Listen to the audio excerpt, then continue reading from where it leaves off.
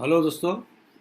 आज मैं आप लोगों के सामने में एक नया वीडियो प्रस्तुत कर रहा हूं और जिसका शीर्षक है इजराइल फ़लस्तीनी विवाद।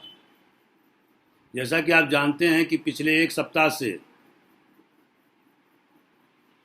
इजराइल और फ़लस्तीनियों के बीच में ज़बरदस्त गोलाबारी हो रही है और इस गोलाबारी के पीछे जो मुख्य कारण है वह यह है कि 6 मई 2021 को इजराइल के सुप्रीम कोर्ट के द्वारा एक जजमेंट पास किया गया और जिसके तहत में 4 फ़लस्तीनी परिवार को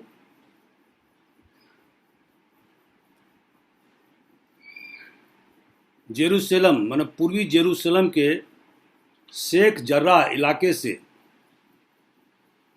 वहाँ से हटने के लिए कहा गया। इसके बाद में फ़लस्तीनियों और इजरायली पुलिस फोर्स के बीच में अल अक्सा कंपाउंड में झड़प हुई और जो बाद में जाकर के यह झड़प बहुत बृहद रूप में परिवर्तित हो गया। फ़लस्तीनियों का नेतृत्व गाजा पट्टी में हमस नाम की संस्था के द्वारा की जा रही है और जैसा कि आप जानते हैं कि हमस एक फ़लस्तीनी उग्रवादी संगठन है जो 1987 में बनाया गया था और यह संगठन इजराइल के अस्तित्व को नहीं मानता है और इसके जो वर्तमान लीडर हैं, नेता हैं, उनका नाम है खालिद मशाल। तो यहीं से इस झड़प की शुरुआत हुई है और इस झड़प के कारण से अभी तक पिछले 8 दिनों के दरमियान लगभग 200 फ़िलिस्तीनी मारे जा चुके हैं। इसी तरह से बहुत सारे सिविलियंस और उनके उग्रवादी नेता भी मारे जा चुके हैं। इजराइल को भी बहुत ज़बरदस्त कैजुअल्टी का सामना करना पड़ा है। उसके करीब 21 पुलिस वाले मारे जा चुके हैं, करीब 1200 से ज़्यादा लोग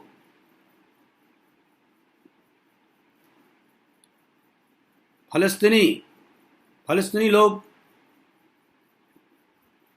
घायल हो चुके हैं।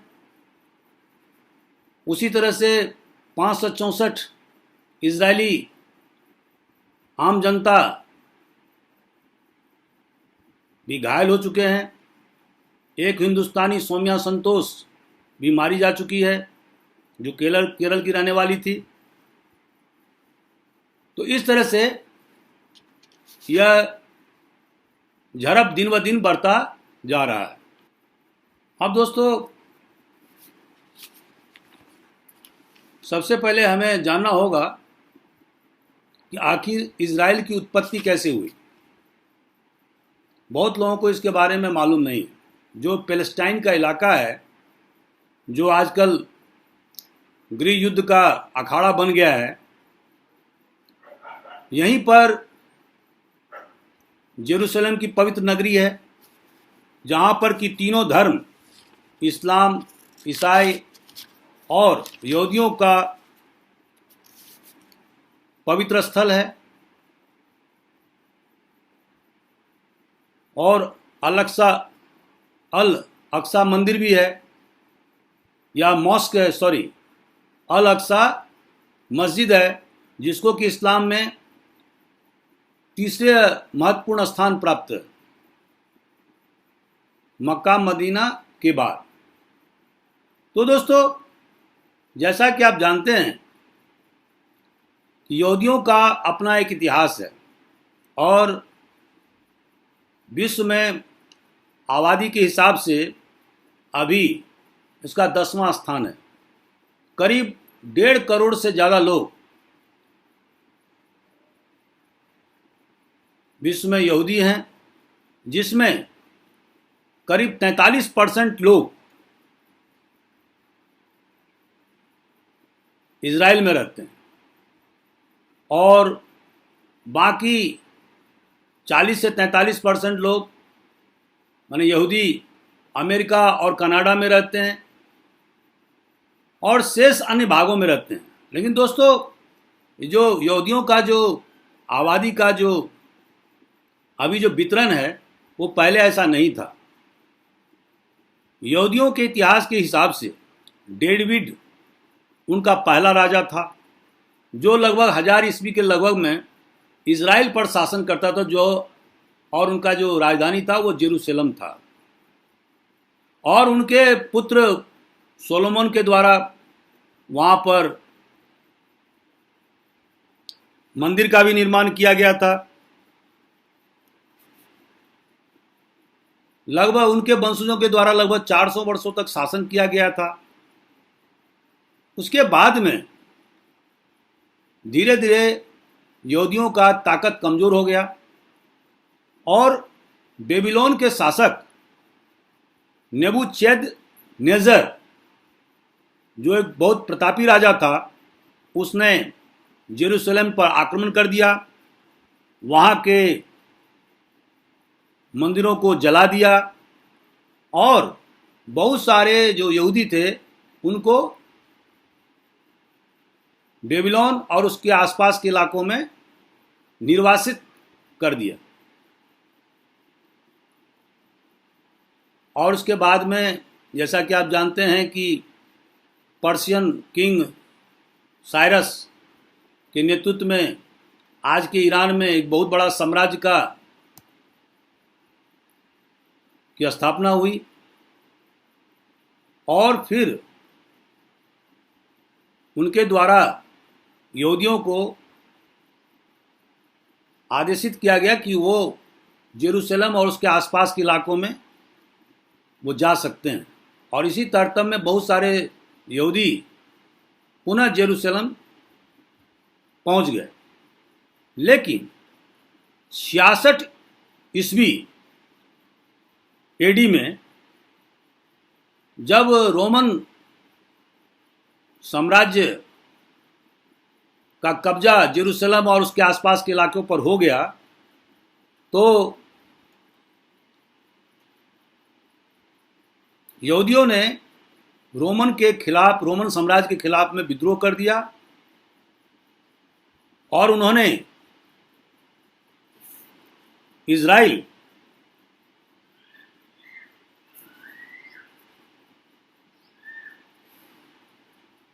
का राज्य स्थापित किया। लेकिन रोमन साम्राज्य के लोगों को ये बात रास नहीं आई। उन्होंने 70 ईस्वी में 70 एडी में 70 एडी में उन्होंने जेरूशलेम को पूरा डिस्ट्रॉय कर दिया, बर्बाद कर दिया। उस सोलोमन के द्वारा स्थापित जो द्वितीय टेम्पल था, मंदिर था जो यहूदियों का, उसको भी उन्होंने नष्ट कर दिया। और इसके बाद में बहुत सारे यहूदियों को पकड़ करके रोमन साम्राज्य के विभिन्न भागों में उनको गुलाम के रूप में स्थापित कर दिया।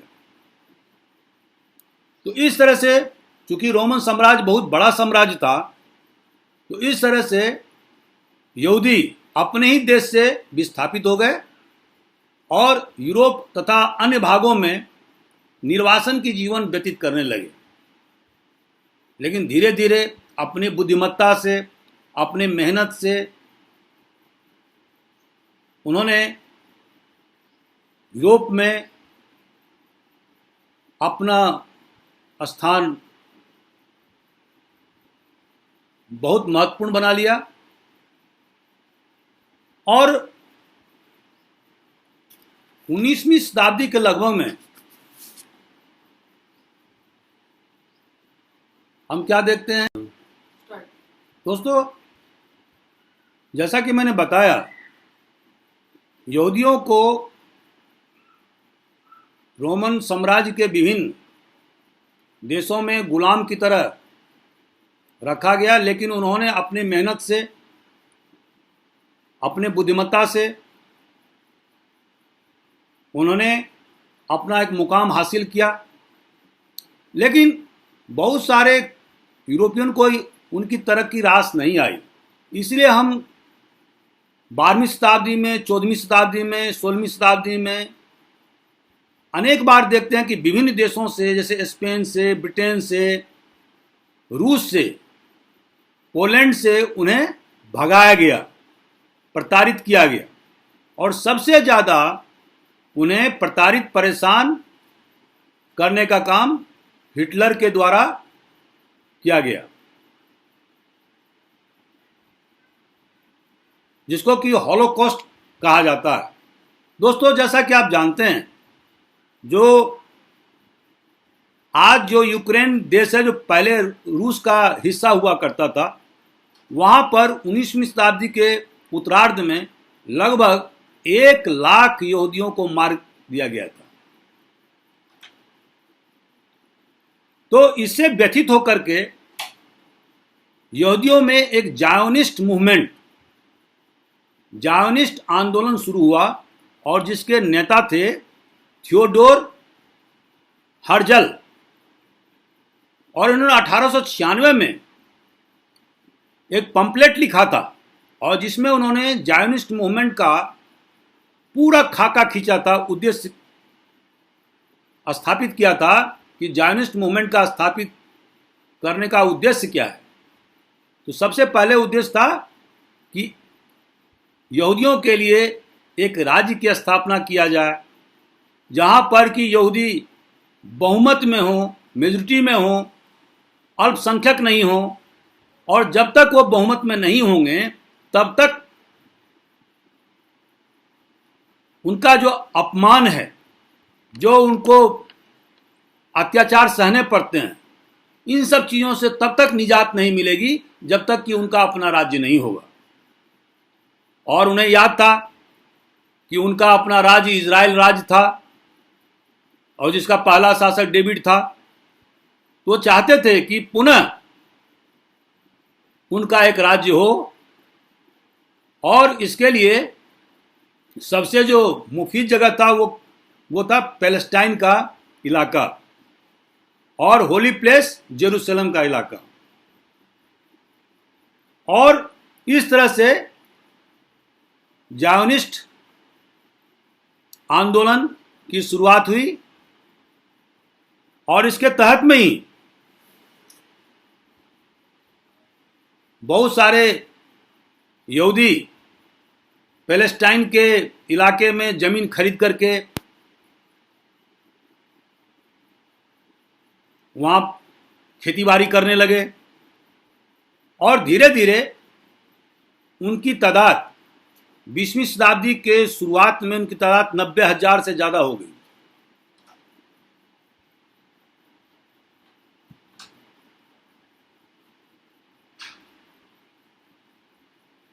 चूंकि प्रथम विश्व युद्ध 1914 में शुरू हो चुका था,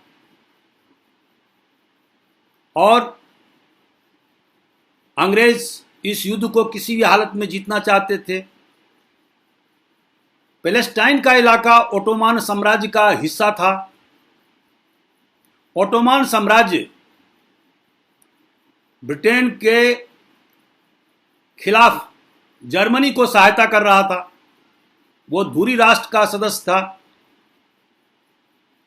अंग्रेज इस युद्ध को किसी भी हालत में जीतना चाहते थे, और चूंकि यहूदी बहुत ही साधन संपन्न और बुद्धिजीवी कौम था, इसीलिए अंग्रेज किसी भी हालत में यहूदियों का समर्थन प्राप्त करना चाहते थे। अतः 1917 में ब्रिटिश प्रधानमंत्री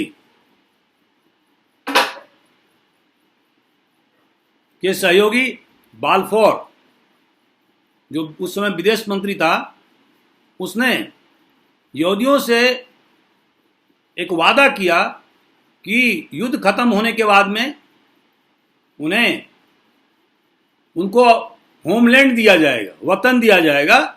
लेकिन वहाँ पर जो अरब रहते हैं, पैलेस्टाइन में जो रहते हैं, उनके जो धार्मिक और जो सामाजिक जो अधिकार हैं, उस पर किसी प्रकार का कोई समझौता नहीं किया जाएगा, मानो उसमें कोई कोताही नहीं की जाएगी। लेकिन यहूदियों को उनका वतन जेरूसलम और उसके आसपास के इलाकों में दिया जाएगा। और इस तरह से जब युद्ध खत्म हुआ, ओटोमान साम्राज्य हार गया, जर्मनी भी हार गया, तो उसके बाद में सेवरेट टीटी के या सेवरेट संधि ओटोमान साम्राज्य के साथ में मित्र राष्ट्र ने किया, और इसके तहत में अंग्रेजों को इराक, पैलेस्टाइन, जॉर्डान का इलाका मिला, और फ्रांस को सीरिया और लेबनान का इलाका मिला।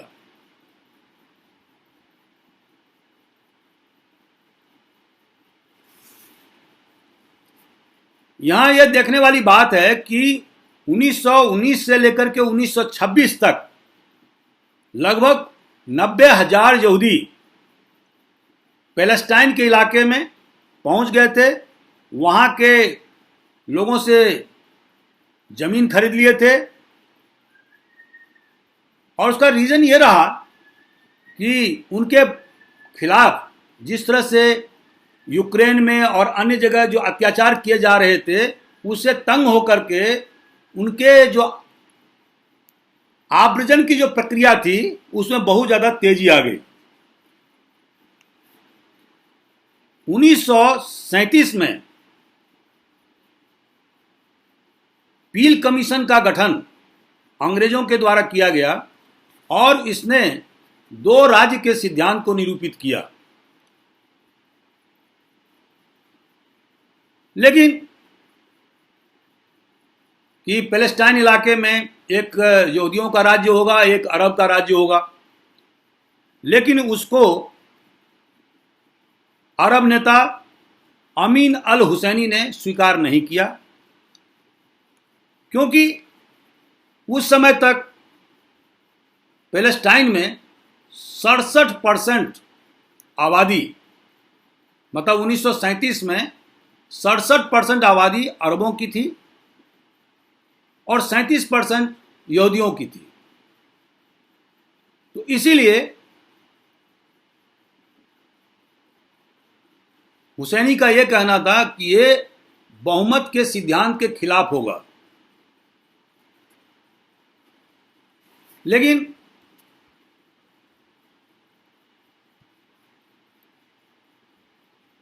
द्वितीय विश्व युद्ध के बाद जनरल असेंबली ने, मतलब संयुक्त राष्ट्र संघ के जनरल असेंबली ने एक प्रस्ताव पारित किया। ये 15 मई 1947 को प्रस्ताव पारित किया गया, जिसके अनुसार पूरे पैलेस्टाइन इलाके को 3 भाग में बांटने का प्रस्ताव था। एक भाग में यहूदियों का राज्य होगा, दूसरे भाग में फलस्तीनियों का राज्य होगा, और तीसरा जो भाग होगा वो जेरूसलम और बेथलेहम का इलाका होगा, जिसको कि संयुक्त राष्ट्र संघ के द्वारा संचालित किया जाएगा। और इस हिसाब से 15,000 वर्ग किलोमीटर का एरिया यहूदी राज्य को मिलेगा, 11,000 वर्ग किलोमीटर अरबों को मिलेगा, और बाकी जेरूसलम का पवित्र नगरी और बेथलेहम जो ईसा मसीह का जन्मभूमि है, ये संयुक्त राष्ट्र के अधीन काम करेगा। दोस्तों, इस प्रस्ताव को भी अरबों ने नहीं माना। अब चूंकि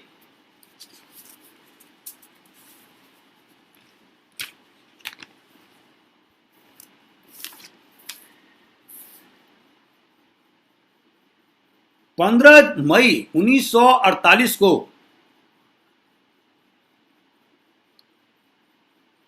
ब्रिटेन का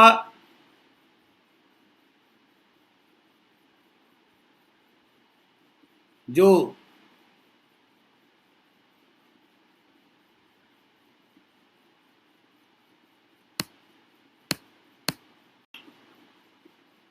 दोस्तों, चूंकि 15 मई 1948 को ब्रिटेन का मैंडेट पैलेस्टाइन पर से समाप्त हो रहा था, इसीलिए इज़राइल या यहूदियों के नेता 14 मई 1948 को ही उन्होंने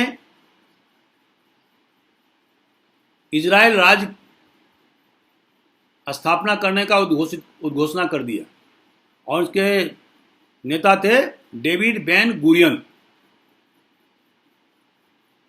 और इस तरह से इजराइल राज्य अस्तित्व में आया।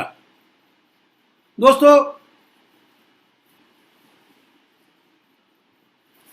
जैसा कि आप जानते हैं कि जिस दिन से इजराइल अस्तित्व में आया, उस दिन से ही फलस्तीनियों के द्वारा लगातार उस पर चारों ओर से आक्रमण किए जाते रहे। दूसरे जो अरब कंट्री थे, देश थे, जैसे जॉर्डान, जैसे मिस्र, इराक, सऊदी अरबिया, इन देशों ने बारी बारी से या एक साथ हमले किए। जो ही बेन गुरियन ने इजराइल की स्थापना का आदेश जारी किया, बहुत सारे देशों ने, खास करके अमेरिका ने, रूस ने, उस ज़माने में सोवियत रूस था, उन्हें मान्यता प्रदान कर दिया। लेकिन जो अरब कंट्रीज थे, जो अरब देश थे, खास करके इजिप्ट, माने मिस्र या जॉर्डान, इन्होंने बारी बारी से धावा बोला। और जॉर्डान ने तो जो वेस्ट बैंक का इलाका था उसको कब्जा कर लिया।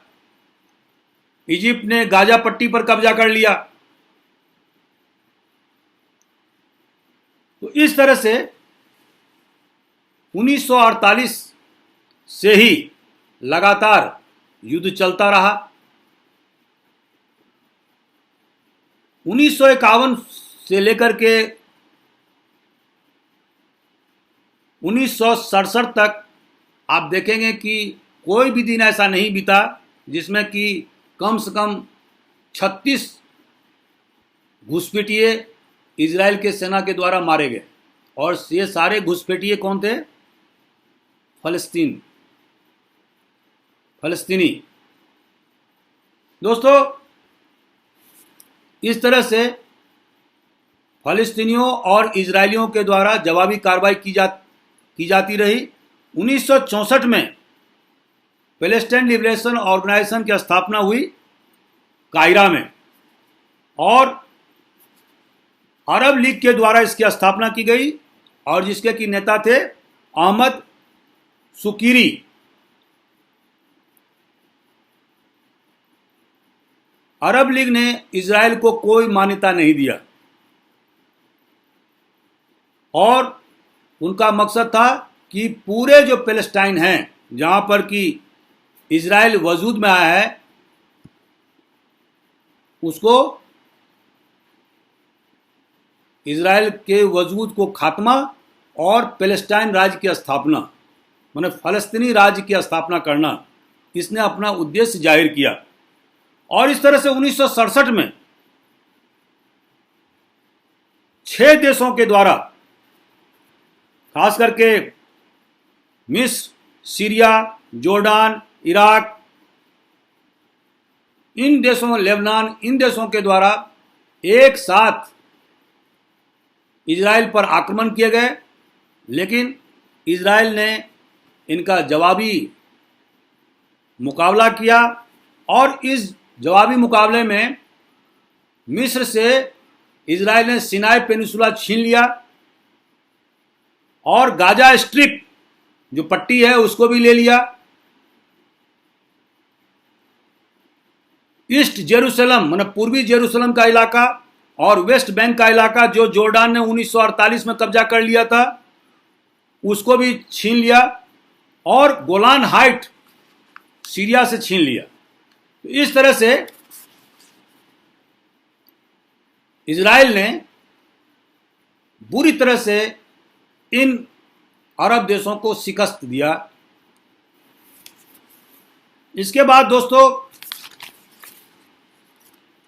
1 सितंबर 1967 को खार्तूम है सूडान में, उसकी राजधानी है, वहां पर अरब देशों ने एक डिक्लेरेशन जारी किया और इसके तहत में उन्होंने वादा किया कि इजराइल के साथ में वो कोई शांति वार्ता नहीं चाहते हैं, नंबर 1। नंबर 2, वो इजराइल को मान्यता नहीं देंगे। नंबर 3, वो इजराइल से कोई वार्ता नहीं करेंगे। लेकिन इसी बीच 1967 के 22 नवंबर को संयुक्त राष्ट्र के सिक्योरिटी काउंसिल ने प्रस्ताव क्रमांक 242 पास किया और जिसके तहत में पूरे फलस्तीन इलाके को लैंड ऑफ पीस माने शांति का क्षेत्र घोषित किया। दोस्तों 1968 में अरब देशों के द्वारा बैटल ऑफ एट्रिशन कहा जाता है इसको, बदले की लड़ाई लड़ी गई, लेकिन उसमें वो सफल नहीं हुए।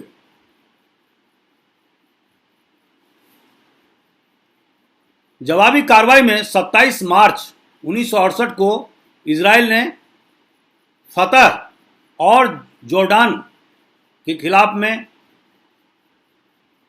हवाई हमले किया और लेबनान के 13 एयरक्राफ्ट को मार गिराया, उनके हवाई अड्डे को पूरी तरह से बर्बाद कर दिया।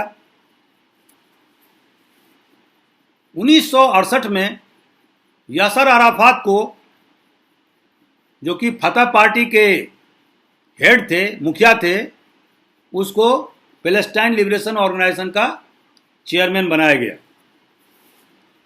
22 सितंबर 1968 को रबात, जो मोरक्को की राजधानी है, वहां पर अरब देशों का एक सम्मेलन हुआ जिसमें करीब 25 मुस्लिम राज्यों ने हिस्सा लिया और उसके मुताबिक उन्होंने इजराइल से मांग किया कि उसने 1967 में जो भी क्षेत्र जीत लिए हैं उनको वापस फलस्तीनियों को दे दिया जाए, और इसके बाद उन्होंने organisation of Islamic cooperation OIC की स्थापना किया और इसके बाद उन्होंने फलस्तीनियों को सपोर्ट करने का वादा किया। इस तरह से दोस्तों हम देखते हैं कि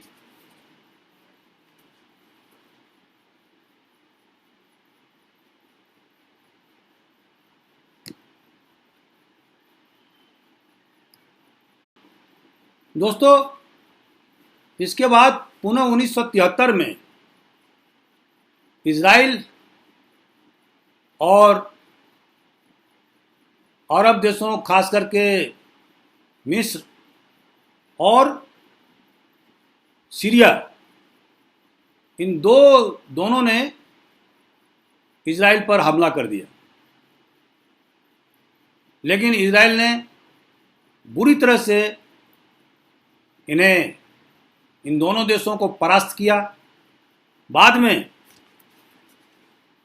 अमेरिकन प्रेसिडेंट जिमी कार्टर के मध्यस्थता से इजराइल और अरब कंट्री, खास करके मिस्र के साथ में समझौता किया गया और इसके तहत में एक जिसका नाम है कैंप डेविड समझौता, और इस समझौते के तहत में सिनाई पेनिसुला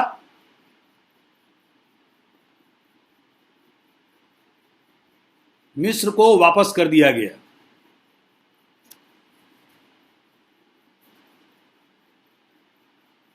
इजरायली प्रधानमंत्री मेनकेम बेगिन और मिस्र के राष्ट्रपति अनवर सादात दोनों को संयुक्त रूप से नोबेल शांति पुरस्कार भी मिला। लेकिन मिस्र के लोग इस समझौते से खुश नहीं थे और इजराइल के लोग भी इस समझौते से खुश नहीं थे, और इसका परिणत यह हुआ कि कुछ वर्षों के बाद में अनवर सादात को उग्रवादियों ने मार गिराया।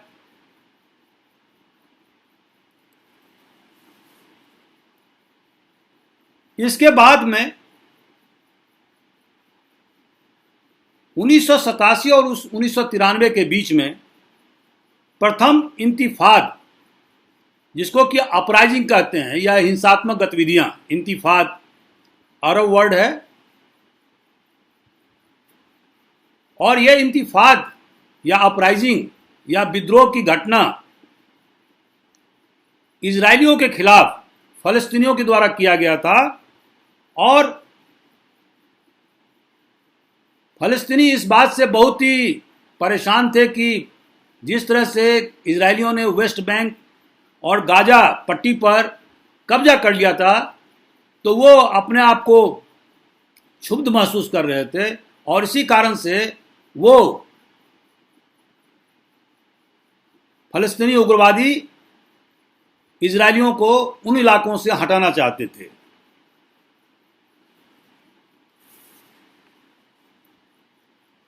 और इसी बीच में हमास नामक उग्रवादी संस्था का जन्म हुआ, जिसके बारे में मैं पूर्व में कह चुका हूं। दोस्तों,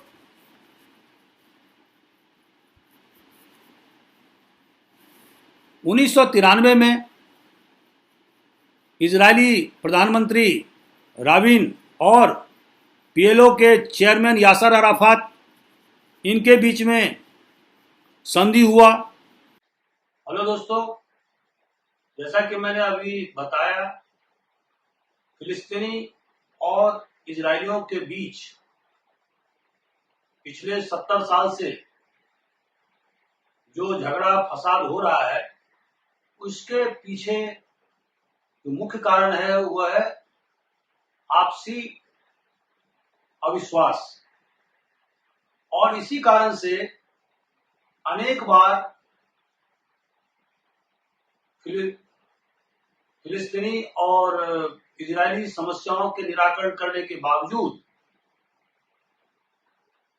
पुनः उन इलाकों में अशांति भड़क जाती है। जैसा कि हमने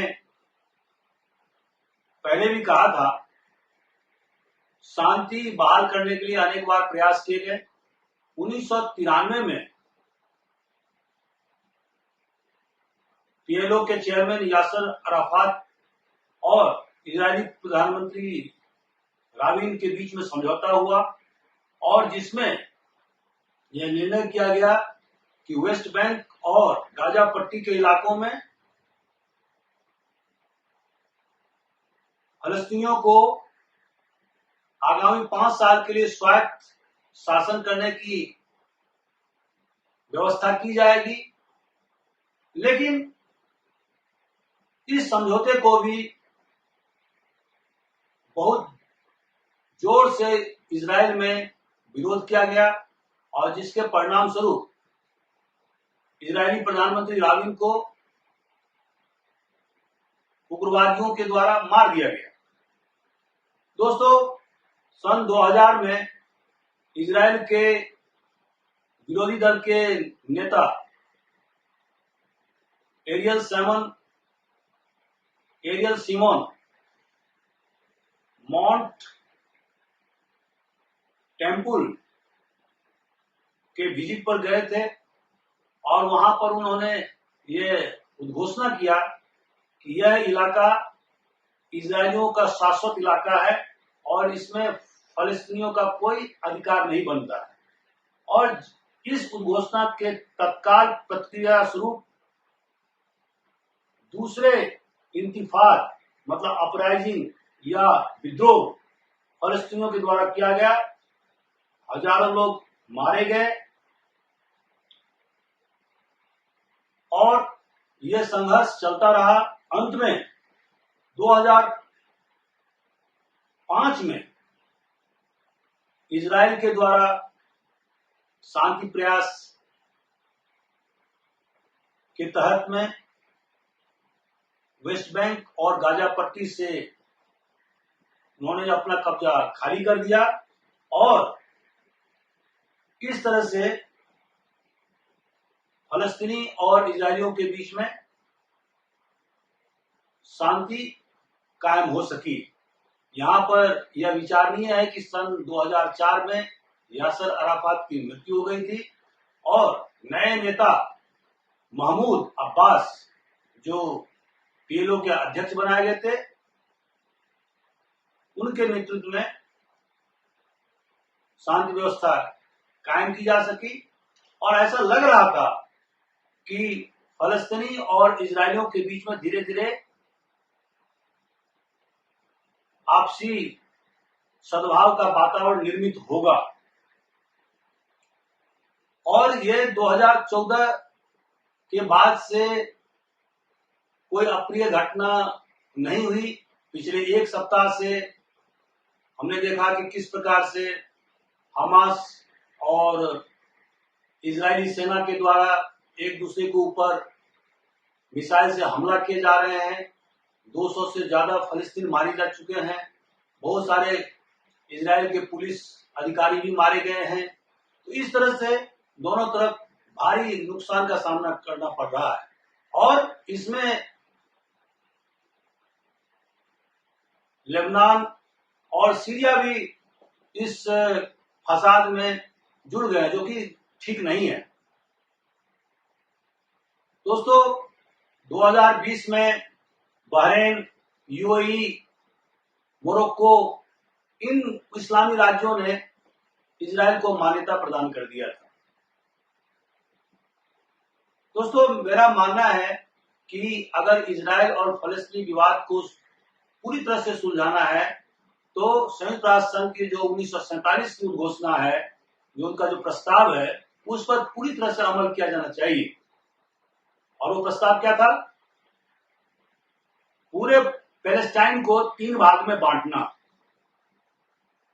एक हिस्से में अरब राज्य की स्थापना करना, दूसरे हिस्से में इजराइल राज्य की स्थापना करना और तीसरा हिस्सा वो बेथलेहम और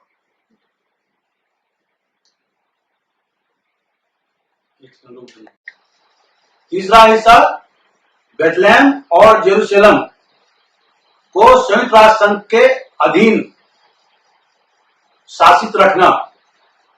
आप जानते हैं कि बेथलेहम ईसा मसीह का जन्म स्थान है और यरूशलेम में तीनों धर्म, यहूदी, ईसाई और मुसलमान, इन तीनों धर्मावलंबियों के महत्वपूर्ण पवित्र स्थल हैं।